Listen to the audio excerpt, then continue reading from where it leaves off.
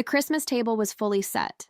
Gold-trimmed plates, embroidered napkins, crystal glasses, and a centerpiece I had crafted by hand using pine cones and ribbons from the attic. The roast pan sat in the center. Inside it, a completely raw, untouched turkey, pale and stiff, glistening with a hint of olive oil, but unmistakably uncooked. I stood by the dining room entrance, arms crossed, watching the confusion spread across their faces. Brandon's brows furrowed. Mom? Is this the turkey? Patricia blinked hard, her phone slowly lowering from its selfie-taking position. Emily tilted her head, clearly annoyed. I thought dinner was at 4? She snapped, looking at her smartwatch. It is 4, I said calmly. And dinner's served. The silence that followed was deafening. For the first time in 20 years, I didn't lift a finger on Christmas Day. No glazed ham, no roasted vegetables, no homemade pies, just a raw turkey in the middle of a feast they expected me to slave over.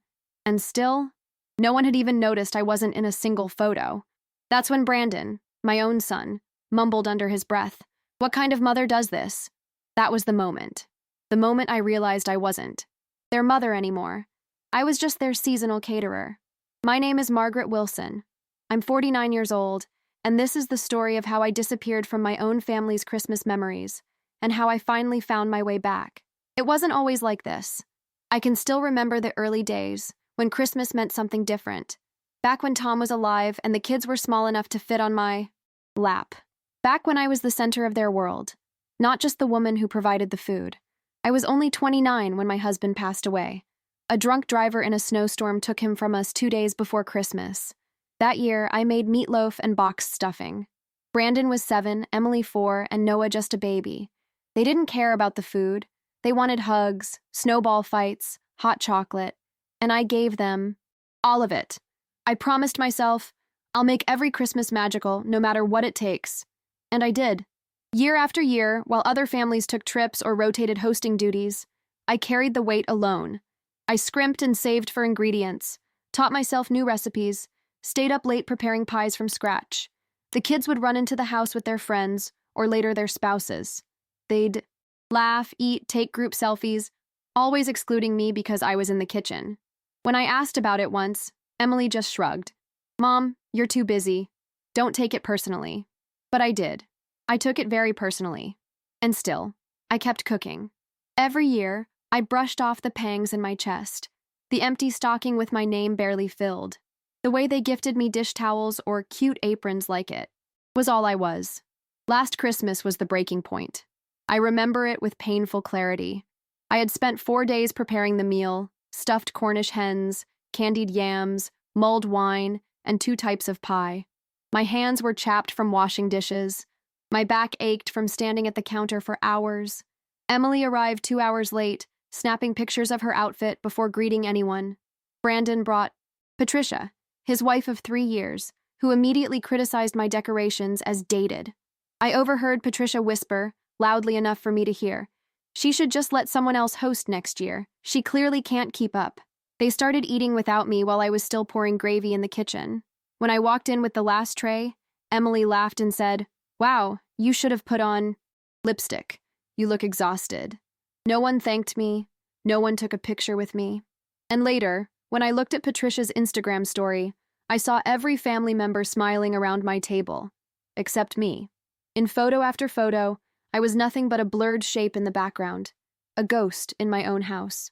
That night, I cried in the laundry room, not because I wanted appreciation, but because I'd been begging for it in silence for 2 decades and still didn't exist in their eyes. Something broke inside me that night, a dam of patience perhaps, or maybe it was the last thread of hope that things would change on their own. I went to bed early, citing a headache. No one noticed. They continued their celebration without me, laughing and exchanging inside jokes I was no longer privy to. As I lay in bed staring at the ceiling, I thought about all the Christmases past. The year Brandon graduated high school and I made his favorite peppermint bark from scratch. The year Emily got engaged and I prepared a special champagne toast. The year Noah brought home his first serious girlfriend, and I spent days making sure I had every dietary restriction covered. 20 years of memories, and in none of them was I anything more than the hands that prepared the food. I fell asleep with tears drying on my cheeks and woke up the next morning with a resolution forming in my heart. Something had to change, and that something was me. 3 weeks before this Christmas, Brandon sent a group message. "We'll be there at 4. Mom, can you make the usual? Patricia really wants that cranberry sauce you do.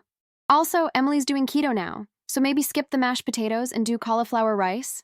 "No, please. No, do you mind? Just expectations." I stared at the message for a long time, my thumb hovering over the keyboard. In years past, I would have immediately responded with cheerful confirmation. "Of course I'll make the cranberry sauce. Yes, I can accommodate Emily's new diet. Anything for my children." But this time, I simply wrote, "Noted." That evening, I looked at my reflection in the hallway mirror and saw a tired woman with flour in her hair and no place at her own table. The lines around my eyes had deepened. My hair, once a rich auburn, was now streaked with gray. I never had time to color. When had I become this person? This ghost who haunted her own home? The next day, I went through my phone's photo album. 5 years of pictures. Christmas after Christmas. Thanksgiving. Easter.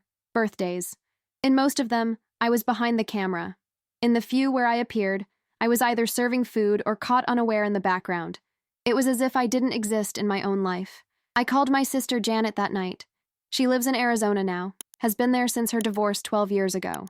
We talk once a month, but I rarely share the depths of my feelings.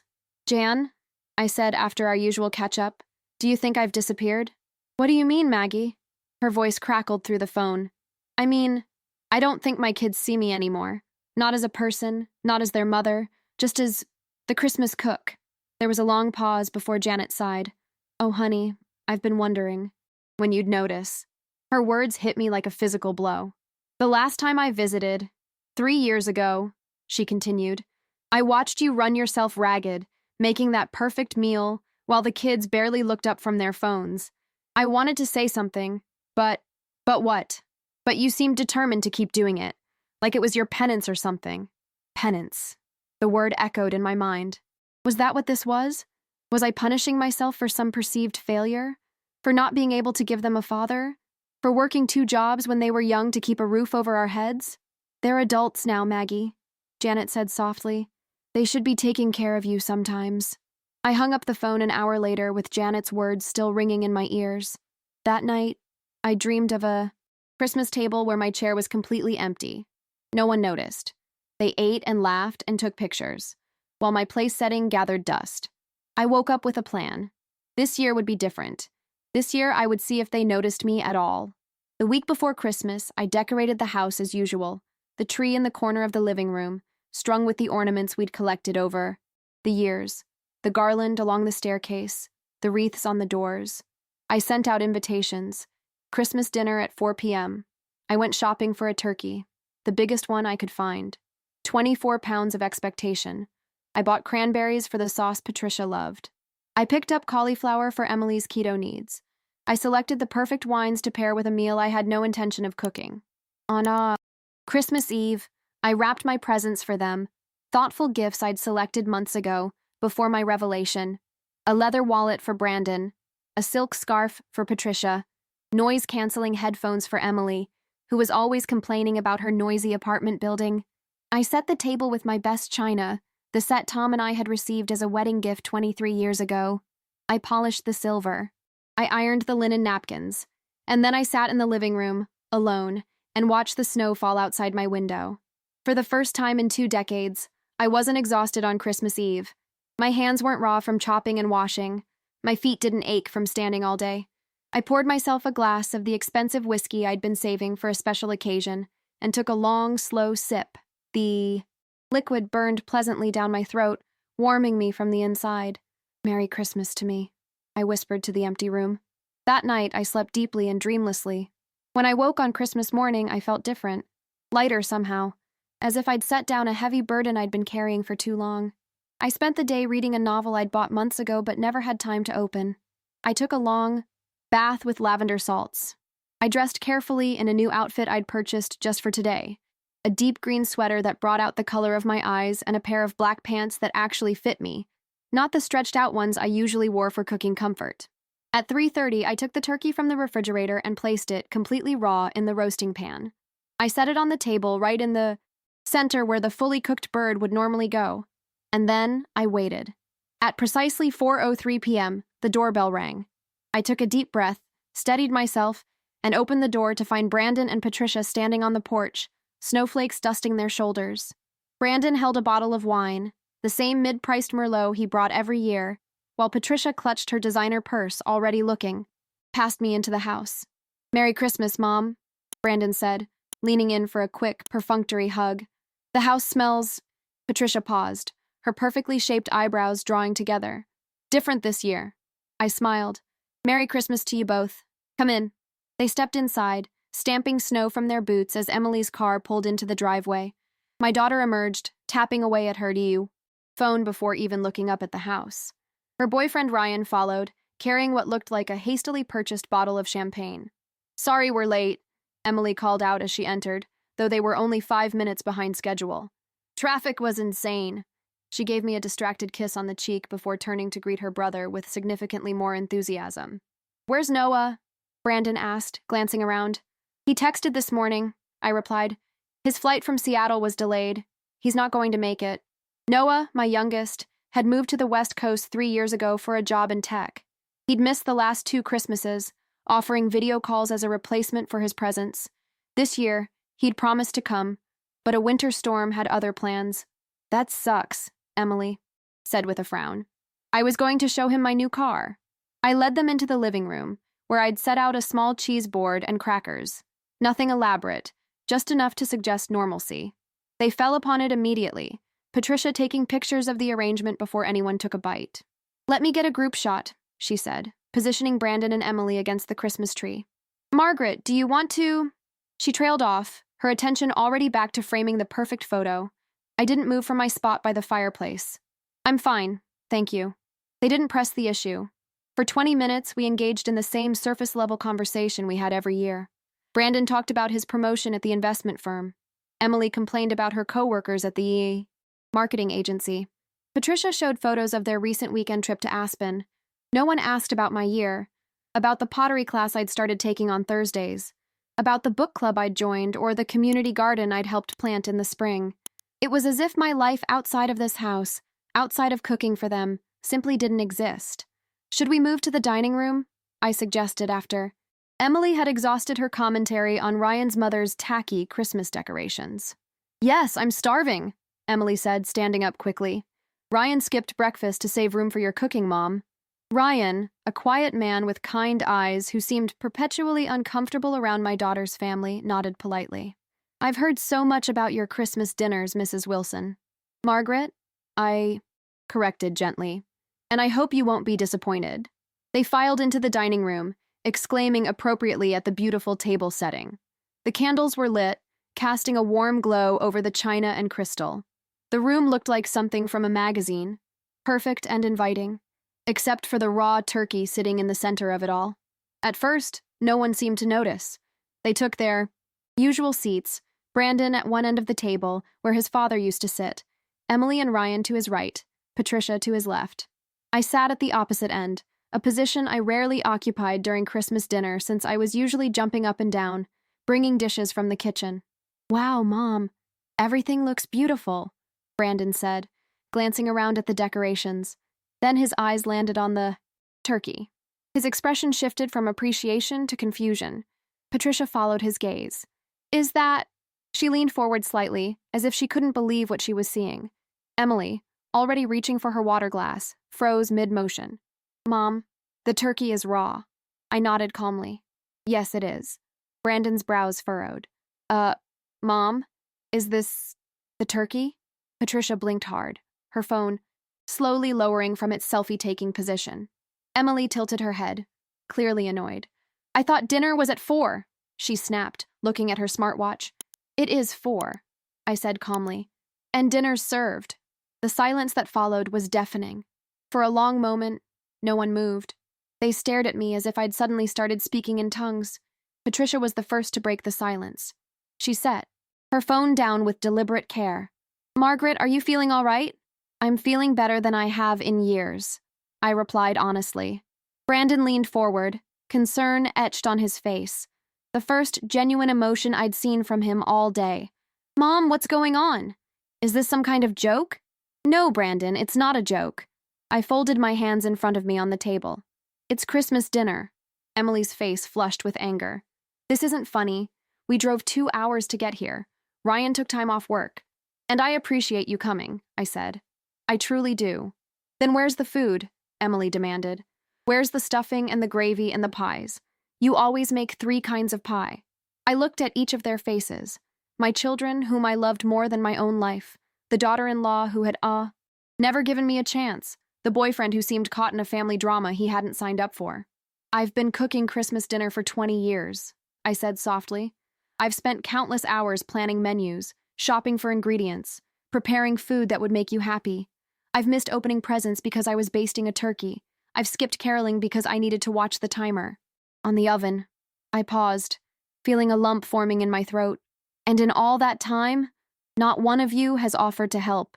Not one of you has suggested hosting instead. Not one of you has taken a single photograph that included me. Brandon shifted uncomfortably in his seat. That's not true, Mom. We appreciate... When was the last time you thanked me, Brandon? I interrupted gently. Can you... remember? Because I can't. He fell silent, unable to meet my eyes. Patricia's lips pressed into a thin line. This is ridiculous. If you wanted help, you should have asked. We're not mind readers. I turned to her. Last year, you told Brandon, loudly enough for me to hear, that I clearly couldn't keep up and should let someone else host. But no one offered to take over. You just wanted a different venue for the same service. Patricia had the grace to flush with embarrassment. Emily pushed her chair back from the table. So this is what? Revenge? You're punishing us with a raw turkey because you feel unappreciated? No, Emily. This isn't revenge. This is a boundary. Ryan, who had been silent throughout the exchange, suddenly spoke up. I think your mom is trying to tell you something important.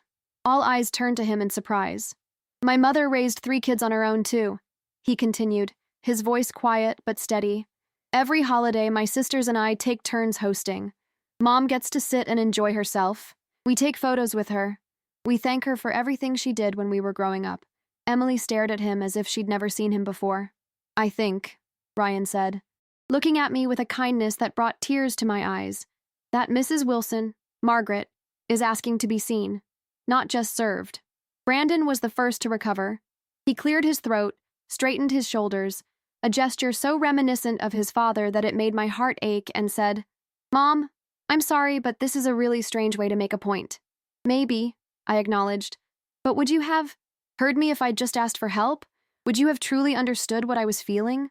We're not children anymore, Emily said, her voice tight with frustration. You can't teach us lessons like this. No, you're not children, I agreed. You're adults who should know better than to take someone for granted. Patricia stood up abruptly. I think we should go. Clearly Margaret isn't in a state to host Christmas dinner. Sit down, Patricia, Brandon said with unexpected firmness. His wife looked at him in shock, but slowly lowered herself back into her chair. For a moment, no one spoke. The candles flickered, casting dancing shadows across the table. Outside, snow had begun to fall again, large flakes illuminated by the streetlights. Let me ask you something, I said finally. Have any of you ever taken a photo of me during these holidays? They exchanged uncomfortable glances. I've cooked for 20 years. I've spent over 4,000 hours shopping, prepping, baking. And yet, not once have any of you said thank you. Not once have I been in a family photo. Not once have you asked how I'm doing.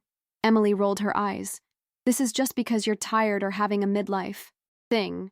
No, Emily. This is because I've been invisible. And I'm done being invisible. Brandon was quiet. He pulled out his phone, opened his photo gallery, and began scrolling. After a minute, he looked up, his expression troubled. You're right, he said quietly. You're not in any of them. Emily leaned over to look at his screen. That can't be right. There must be some... There aren't, Brandon interrupted. I just checked the last 3 Christmases. Mom isn't in a single photo. Patricia fidgeted with her napkin. That doesn't mean we don't appreciate you, Margaret. It's just, you're always so busy in the kitchen. And whose fault is that? I asked gently. Who expects the kitchen to produce a perfect meal, year after year, without ever offering to help? Ryan shifted in his seat. At my family's house, everyone helps with dinner. It's part of the tradition. Emily shot him an irritated look. We're not your family, Ryan. No, he agreed. But maybe there's something to learn here. Brandon ran a hand through his hair, another gesture that reminded me of Tom. Okay, so what now? We all sit here and stare at a raw turkey? Is that the plan? I stood up.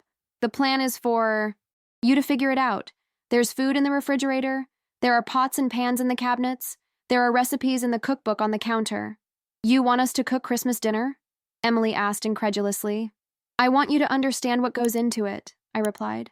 I want you to see me as more than just the person who makes it happen. Patricia's eyes narrowed. And what will you be doing? While we're cooking? I smiled, feeling a strange lightness in my chest. I'm going to sit by the fire and read my book. I'm going to eat when the food is ready. I'm going to be present at my own Christmas for once. With that, I walked out of the dining room, leaving them to their confusion and frustration. I settled into the armchair by the fireplace, picked up my novel, and began to read. Behind me, I could hear their raised voices, Brandon's deep rumble, Emily's sharp retorts, Patricia's indignant tone, Ryan's calm interjections. Then, gradually, the sound of chairs scraping against the floor, footsteps moving toward the kitchen. I didn't turn around. I didn't offer to help. I just kept reading, letting the story transport me away from the tension filling my house. After about 20 minutes, Brandon appeared in the doorway of the living room. His expression was a mixture of embarrassment and contrition. Mom, he said hesitantly, can we talk? I placed a bookmark between the pages and set the book aside. Of course. He came in and sat on the couch across from me. I don't know how to cook a turkey. I know, I said simply. None of us do. Patricia is looking up recipes on her phone, but he trailed off, looking lost. There are steaks in the freezer, I offered. They'll defrost faster than cooking a whole turkey. Brandon nodded slowly. Emily's crying in the bathroom. She thinks you hate us. I could never hate any of you, I said, feeling a pang in my heart. I love you all more than you'll ever know. That's why this hurts so much. I didn't realize, he said quietly. I didn't see what we were doing to you. I know. I'm sorry, Mom. I really am. For the first time all day, I felt tears prick at my eyes. Thank you for saying that. Brandon helped me up from my chair, his hand gentle on my arm. It reminded me of when he was a teenager, going through a growth spurt that left him suddenly taller than me, suddenly aware of his own strength. He'd developed a carefulness then, a way of moving around me as if I might break. Somewhere along the way, he'd lost that awareness. Will you help us? He asked. Not do it for us, just guide us a little. I considered his request. This wasn't about punishment. It had never been about making them suffer or struggle. It was about being seen. Yes, I said finally. I'll help. We walked into the kitchen together to find chaos. Patricia stood by the island, scrolling frantically through her phone while muttering about cooking times. Emily had emerged from the bathroom, eyes red-rimmed but composed, and was rummaging through the refrigerator. Ryan was examining my collection of spices with bewildered fascination. Mom's going to help us, Brandon announced.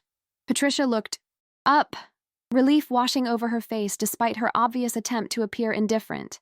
That's good. Emily closed the refrigerator door. So you're not abandoning Christmas after all? I never abandoned Christmas, Emily, I said calmly. I just refused to be taken for granted. She looked away, unable to meet my gaze. Fair enough. So what are we making? Ryan asked, breaking the awkward silence. I moved to the center of the kitchen, my domain for so many years. The turkey needs hours to cook properly, so that's not happening tonight. But I have steaks in the freezer, potatoes we can roast, and plenty of vegetables for sides. We can make a good meal together. I don't know how to cook anything, Patricia admitted, setting down her phone. Neither do I, said Brandon. I can make pasta, Emily offered, and Ryan knows how to grill. I smiled. Then we'll start with what you know and build from there. For the next hour, my kitchen, usually my solitary workplace on Christmas, became a collaborative space. I showed Brandon how to properly dice an onion without crying. I guided Patricia through making a simple pan sauce for the steaks, her expression of concentration reminding me that she was younger than I sometimes remembered, only 31, still figuring out her place in the world. Emily and Ryan worked together seasoning the steaks, their heads bent close, whispering and occasionally laughing. I caught Ryan gently correcting her technique, and was surprised to see my strong-willed daughter accept the guidance without argument. "You're good at this," I told Ryan as he expertly trimmed the fat from a steak. He smiled shyly. "My dad taught me. He said every man should know how to cook a perfect steak." "Smart man," I replied. "He is," Ryan agreed. "He also said every man should know how to properly thank the people who feed him." Emily flushed beside him but said nothing. As we worked, something shifted in the air. The tension that had filled the dining room earlier began to dissolve. Patricia asked questions about cooking techniques, genuine curiosity replacing her usual judgment. Brandon shared a story about a disastrous attempt to cook for a college girlfriend that had us all laughing. "Remember when Dad tried to make pancakes that time?" Emily said suddenly, looking at me. "And the dog ate them off the counter because they were so bad?" I paused, spatula in hand. It had been years since any of the kids had voluntarily brought up a memory of their father. "I do remember," I said softly. "He was so upset, but trying not to show it."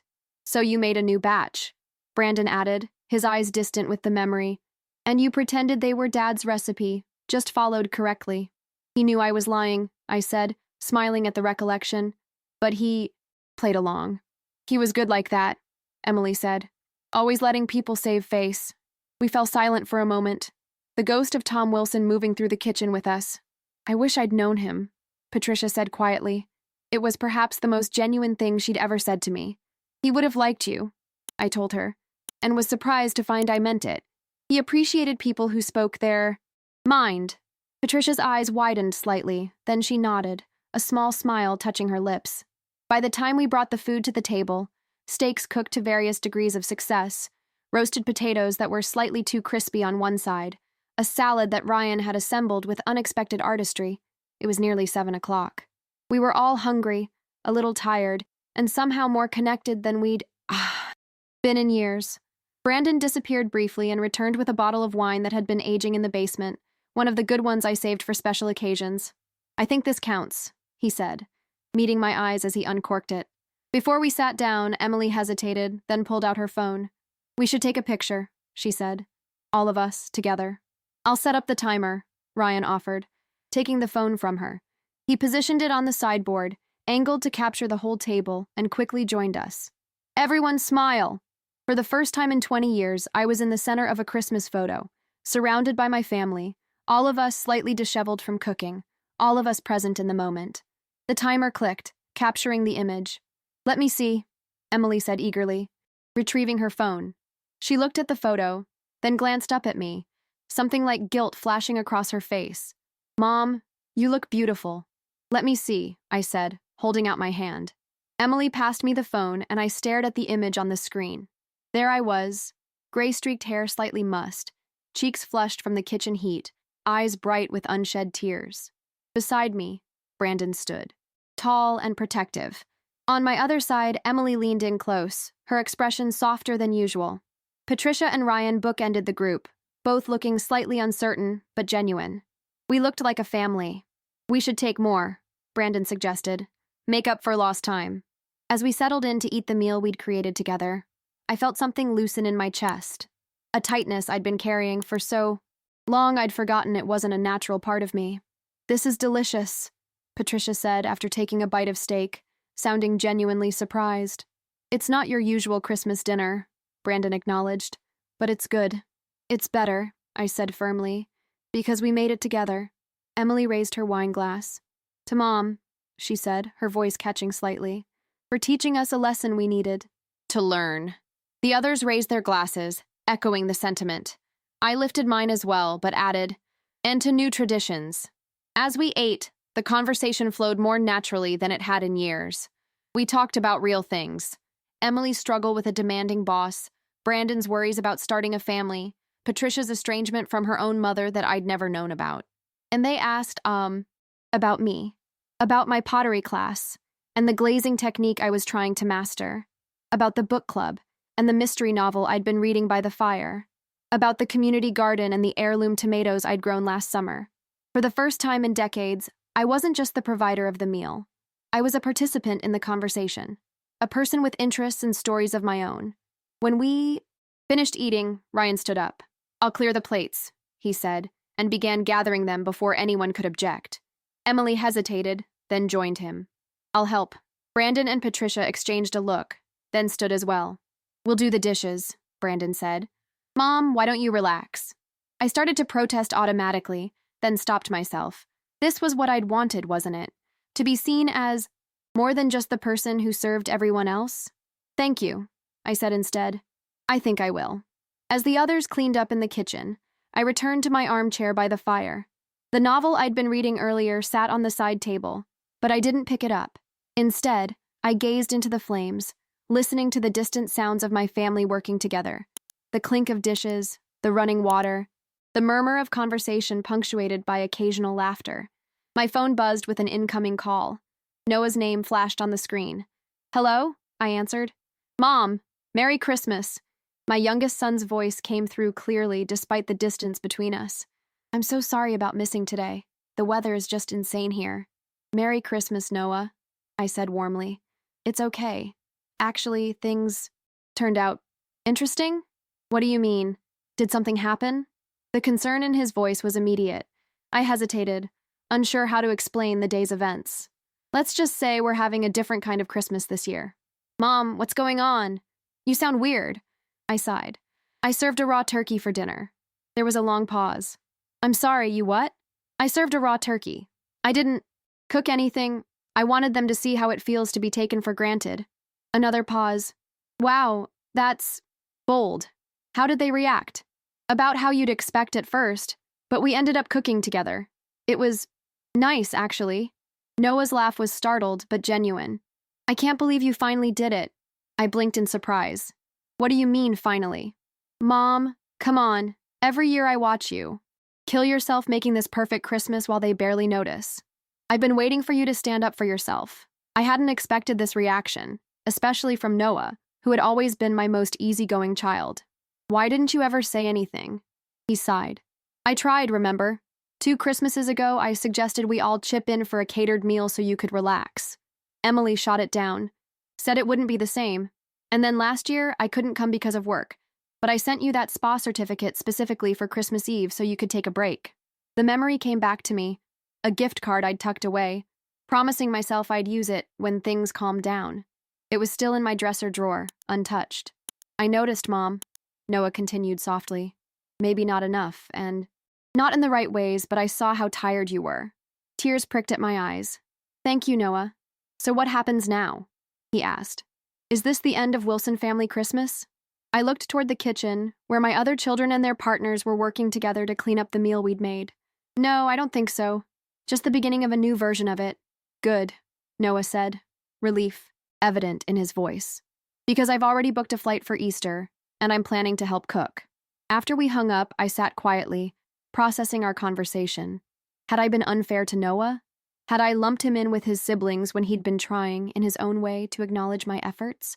Brandon appeared in the doorway, drying his hands on a dish towel. Was that Noah? I nodded. His flight's still delayed. He sends his love. Next year we'll make sure he's here, Brandon said, sitting on the couch across from me. And things will be different.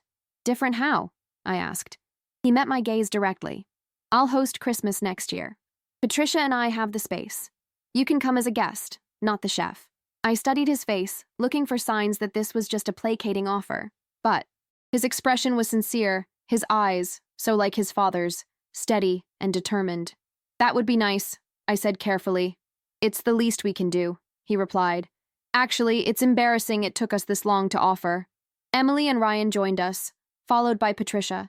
They settled around the living room, the dishes apparently finished. What are we talking about? Emily asked. Brandon offered to host Christmas next year, I told her. She frowned slightly. But Christmas is always here. That's exactly the problem, Em, Brandon said, an edge of frustration in his voice. It's always here because Mom always does all the work. Emily looked startled, then thoughtful. I guess you're right. She turned to me. I could host sometime too. My place is small, but we could make it work. Or we could take turns, Ryan suggested. Share the responsibility. Patricia, who had been quiet, suddenly spoke up. My mother never taught me to cook, she said, the admission clearly difficult for her. She was always too busy with her career. I grew up on takeout and frozen dinners. She looked at me directly. That's why I always criticized your cooking, Margaret. I was jealous. My family never had what Brandon had growing up. The honesty of her confession stunned me into silence. I'd like to learn, she continued, if you'd be willing to teach me. Not everything at once, but maybe a few recipes. So next year, when we host, it can be special. I found my voice. I'd like that, Patricia. Emily reached for Ryan's hand, intertwining their fingers. We have news, she said abruptly. We weren't going to share it until tomorrow, but it seems right to tell you now. Ryan smiled encouragingly at her. We're engaged, Emily announced. Ryan proposed last week. And, Ryan added, we're moving back to the area. I got a job offer in Boston. We'll be less than an hour away. Joy bubbled up inside me, unexpected and sweet. That's wonderful news, I said, getting up to embrace them. Both. I'm so happy for you. As Brandon and Patricia offered their congratulations, I noticed something I hadn't seen before. The way Ryan steadied Emily, his calm presence balancing her more frenetic energy. They complemented each other in a way that reminded me of Tom and myself in the early days. There's something else, Emily said, once the excitement had settled a bit. She looked nervous, fidgeting with the engagement ring I now noticed on her finger. Mom, would you help me plan the wedding? Not do everything, but be involved? I could really use your guidance. The request, so simple yet so meaningful, brought fresh tears to my eyes. I would be honored, I managed to say. As the evening continued, we moved from the living room to the kitchen for coffee and the Christmas cookies I'd baked the day before. The conversation flowed easily, punctuated by laughter and the occasional reminiscence about Christmases past. Around 10 o'clock, as Brandon and Patricia prepared to leave for their hotel, Emily pulled out her phone again. One more picture, she insisted, a proper one this time. We gathered by the Christmas tree, arms around each other, faces close. This time I didn't stand apart. This time I was in the center, surrounded by my family. As the camera clicked, capturing the moment, I felt Tom's presence strongly, not as a ghost or a memory, but as the foundation upon which this family was built. He would have been proud of our children tonight, proud of the way they had acknowledged their mistakes and begun to make amends. Proud of me too, I thought, for finally finding the courage to ask for what I needed. The weeks following Christmas brought a noticeable shift in my relationships with my children. It wasn't an overnight transformation. Old habits don't disappear with a single raw turkey, but small changes accumulated like snowflakes, eventually covering the landscape of our family dynamic with something new and clean. Brandon called me twice the following week, conversations that extended beyond the usual check-ins about health and weather. During our second call, he asked for my stuffing recipe. Patricia wants to practice, he explained. She's determined to master at least one dish before next Christmas. I emailed him not just the recipe, but the story behind it, how it had been Tom's mother's, how she'd taught it to me the first Thanksgiving after Tom and I were married, how I'd modified it over the years to suit our family's tastes, the kind of details I'd always kept to myself, assuming no one would be interested. Brandon called again after receiving it. I never knew Grandma Wilson was the one who taught you to cook, he said, wonder in his voice. I barely remember her. She was a remarkable woman, I told him. You have her eyes, you know, and her laugh. Tell me more about her, he said. And for the next hour, I shared stories about the mother-in-law who had welcomed me into her family with open arms and an apron. Emily and Ryan visited for dinner the following weekend. They arrived with a bottle of wine and a bouquet of winter flowers.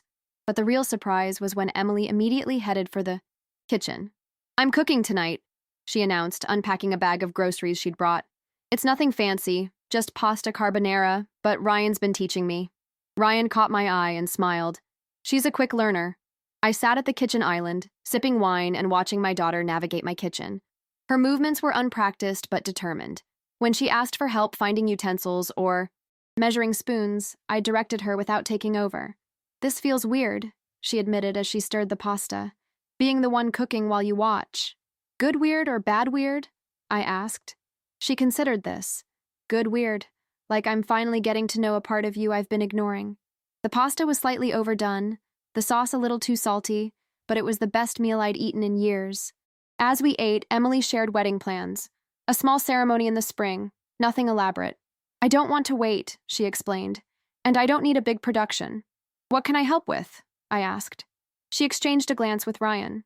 Actually, we were wondering if we could have the ceremony here, in the backyard, where Dad built that arbor for the roses. The request caught me off guard. Emily had always been my most independent child, the one who seemed least attached to home. You want to get married here? She nodded. It's where I feel closest to Dad. And, she hesitated, it's where I've always felt safest, even when I was being a complete brat about it. I reached across the table and squeezed her hand. I would love that. After dinner, as Ryan helped clean up, Emily pulled out a photo album I kept in the living room bookshelf, pictures from when the children were young. She flipped through it slowly, studying images of a past she'd been too young to remember clearly. You look so happy here, she said, pointing to a picture of me holding baby Noah, Brandon, and Emily on either side of me, all of us laughing at something off camera. I said simply. Were you happy at Christmas? She asked, her voice small. All those years you were cooking for us? I considered the question carefully. Parts of it made me very happy. Seeing your faces when you opened presents, hearing you laugh together, knowing I was creating memories for you. But I was also exhausted, and sometimes lonely, even in a house full of people. She closed the album, keeping her finger between the pages to mark her place. I'm sorry we didn't see that. You were seeing your own lives as you should have been, I told her. But yes, I needed you to see me too. She opened the album again, to a different page. Who took all these pictures of us? I did, mostly. Sometimes your father, before he passed. Emily was quiet for a moment, then said, We need more pictures with you in them. The following week brought an unexpected package from Noah. Inside was a digital picture frame with a note that read, Loading this with family photos made me realize how few include you. Let's change that. Love, Noah. I plugged in the frame and watched as images began to cycle across the screen. Recent photos Noah had gathered from his siblings, older ones he must have scanned from print albums. In many of them, I was indeed missing or blurred in the background. But there were a few. Candid shots at Emily's college graduation, a group photo from Brandon's wedding where I stood slightly apart in my navy dress, where I was present, if peripheral. The last image in the sequence was different. It was the photo we'd taken on Christmas night, all of us around the tree, me in the center. Noah had digitally added a note across the bottom, the first of many. I touched the screen gently, tracing the outlines of my children's faces, feeling a complicated mix of emotions, grief for the years of invisibility, hope for the visibility to come. Patricia called in early January, her voice hesitant. Margaret, I was wondering if that offer to teach me some recipes is still open? Of course, I said, surprised but pleased. Great, she said, sounding relieved. Brandon's birthday is coming up, and I'd like to make him something special. Something from his childhood, maybe? I suggested the chocolate cake with peanut butter frosting that had been Brandon's favorite since he was 10. We arranged for her to come over the following Saturday for a baking lesson. When Patricia arrived, she brought a small gift bag. It's nothing much, she said awkwardly, handing it to me. Just a thank you for doing this. Inside was a delicate silver frame containing the Christmas photo, beautifully printed. Emily shared it with me, Patricia explained. I thought you might like a copy. The gesture, so simple yet so meaningful, brought tears to my eyes. Thank you, Patricia. It's perfect. As we baked together, I saw a different side of my daughter-in-law. Without the pressure of a holiday or the audience of the family, she relaxed. She told me about her childhood in a house where meals were an afterthought, how she'd always envied families that gathered around a table. That's why I was so critical, she admitted, carefully measuring cocoa powder. Your Christmas dinners represented everything I never had, and it was easier to find fault than to admit how much I wanted that connection. You have it now, I told her, if you want it. She looked up from the mixing bowl, her eyes surprisingly vulnerable. I do. Very much. The cake turned out beautifully. As Patricia boxed it up to take home, she hesitated, then said, Brandon and I have been talking about starting a family. She twisted her wedding ring nervously. I'm scared I won't know how to be a good mother. I didn't exactly have the best example. None of us know at first, I assured her. We all just do our best. You did more than your best, she said quietly. You raised 3 good people, all on your own. Coming from Patricia, who had always seemed to find me lacking, the words were especially meaningful. Thank you for saying that. It's true, she insisted. And I hope when the time comes you'll help me figure it out too. I would be honored, I told her, and meant it. As January turned to February, these small moments of connection continued to accumulate. Noah called more frequently, not just to check in, but to really talk. Emily and Ryan included me in their wedding preparations, valuing my input without expecting me to handle everything.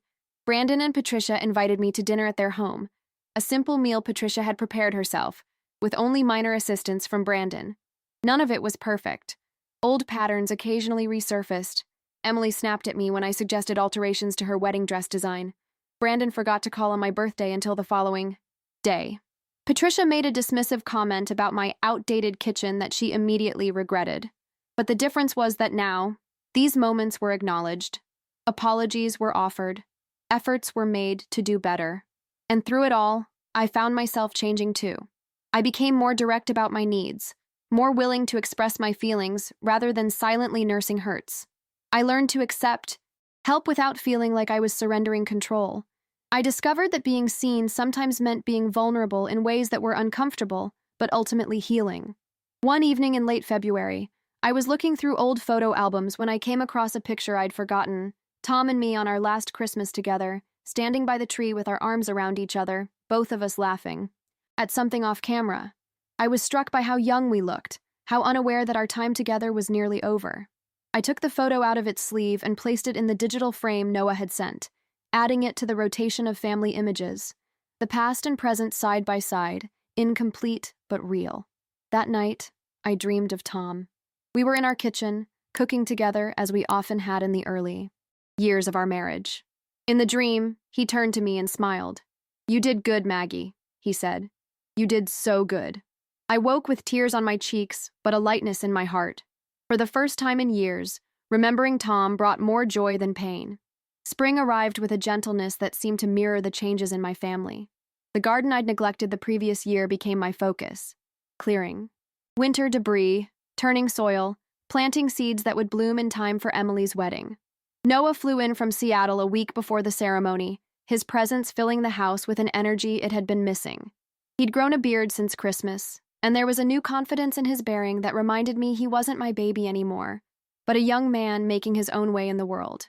The backyard. "Looks amazing, Mom," he said, helping me string fairy lights through the rose arbor. "Emily's going to love it." "I hope so," I replied, stepping back to assess our work. The arbor, which Tom had built nearly 20 years ago, had been repainted and reinforced. Early roses were just beginning to bloom, their pale pink petals opening to the spring sunshine. "Dad would be proud," Noah said quietly. "Of all of this."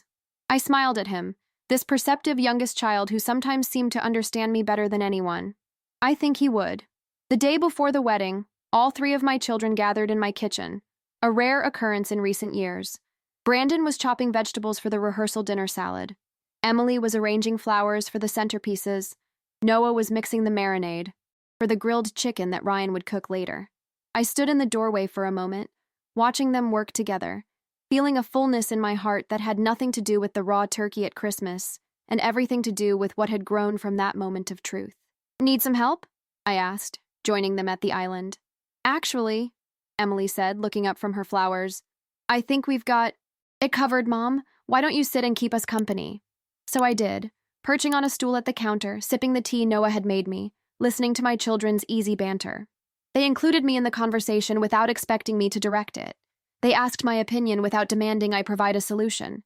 They shared stories and inside jokes, pausing to explain references I might have missed.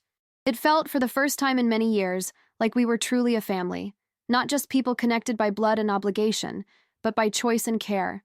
The wedding day dawned clear and mild, perfect weather for an outdoor ceremony. Emily got ready in my bedroom, her friends helping with hair and makeup while I laid out the something borrowed, my mother's pearl earrings, and something blue, a sapphire, pin that had been Tom's last gift to me. "Are you nervous?" I asked as she stepped into her dress, a simple, elegant sheath of ivory silk. "Not about marrying Ryan," she said, meeting my eyes in the mirror as I zipped her up. "He's the best decision I've ever made." I smoothed the fabric over her shoulders. "You look beautiful, sweetheart." She turned to face me, taking my hands in hers. "Mom, I need to tell you something before we go downstairs." My heart skipped a beat. "What is it?" "I'm pregnant," she said, a mix of excitement and uncertainty in her voice. 8 weeks. We weren't planning it so soon, but Joy flooded through me. "Oh, Emily, that's wonderful news. You're going to be a grandmother," she said, watching my face closely. "How does that feel?" I laughed, tears springing to my eyes, like the most amazing promotion I could ask for. She hugged me then, careful not to wrinkle her dress. "I'm going to need so much help," she whispered against my shoulder. "I have no idea what I'm doing." "None of us do at first," I told her, echoing what I'd said to Patricia months earlier. "But you'll learn, and you'll be a wonderful mother." "I had a good teacher," she said, pulling back to look at me, "even if I didn't always appreciate the lessons." The ceremony was everything Emily had wanted. Simple, intimate, filled with love. As Brandon walked her down the aisle, a role he took on with solemn pride, I sat in the front row between Noah and Patricia, watching my daughter begin a new chapter of her life. Ryan's vows made everyone cry. His honest, unadorned declaration of love for Emily and his promise to always see her, hear her, and honor her dreams. Emily's response was equally moving, her usual sharpness softened by genuine emotion as she pledged to build a life with him based on mutual respect and support. When the minister pronounced them husband and wife, I felt Tom's absence acutely. He should have been here to see his daughter married beneath the arbor he built, but also his presence in the values our children had ultimately embraced, in the family we had created together. At the reception, a casual affair with buffet tables set up on the patio and a small band playing in the corner of the yard, Brandon approached me with 2 glasses of champagne. "A toast," he said, handing me one, "to the woman who held this family together, even when we made it nearly impossible." I accepted the glass with a smile. "To all of us," I countered, "for finding our way back to each other." He clinked his glass against mine. "Patricia and I have news too," he said, his expression a mixture of excitement and nervousness. "We're starting the adoption process. There's a sibling group, 3 kids whose parents died in a car accident.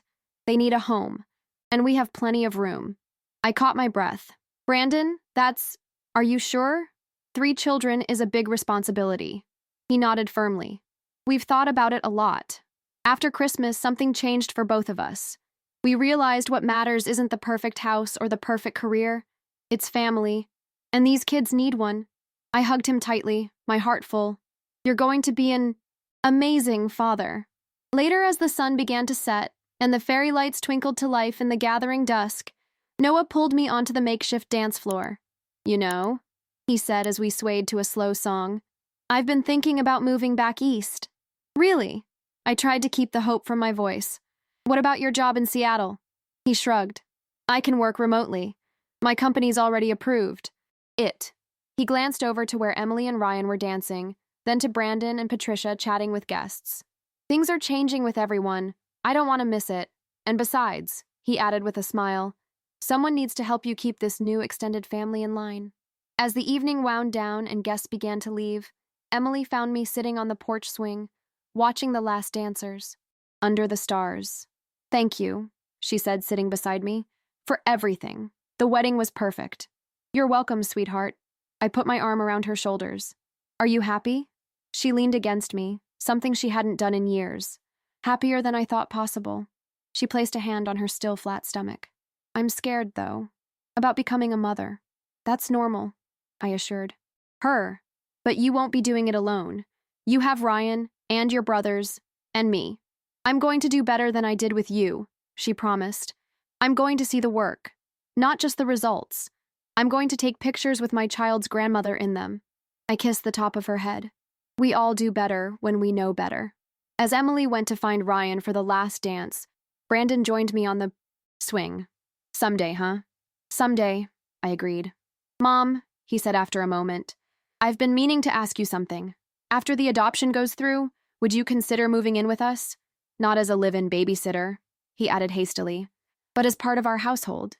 The kids will need a grandmother, and the house has that in-law suite we never use." The offer took me by surprise.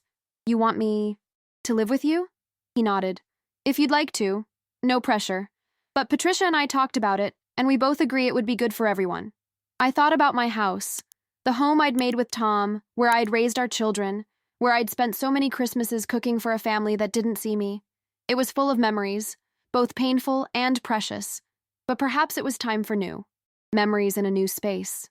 "I'll think about it," I promised. The next morning, after Emily and Ryan had left for their honeymoon and the rental company had taken away the last of the tables and chairs, I sat in my quiet garden with a cup of coffee. The rose arbor, stripped of its wedding decorations, stood as it always had, a testament to Tom's love, a frame for beauty yet to come. My phone buzzed, with a notification. Emily had posted the wedding photos online. I scrolled through them slowly, taking in the joy captured in each image. There I was, helping Emily with her veil. There I was, embracing Ryan after the ceremony. There I was, dancing with Noah under the stars. In every important moment, I was visible, present, seen. The last photo in the album was one I hadn't known was taken. All. 3 of my children with me between them, our faces close together, all of us laughing at something Noah had said. The caption read simply, "Family." I set down my phone and closed my eyes, feeling the spring sunshine warm on my face. 20 years ago, I had promised to make every Christmas magical for my children, no matter what it took. I had kept that promise, at great cost to myself, but now, I was making a new promise, to be present in my own life, to be seen and heard, to give and receive love in equal measure. Brandon's invitation to move in with his growing family waited for my answer. Emily's baby, my first grandchild, would arrive before the next Christmas. Noah was coming home. And me? I was exactly where I needed to be.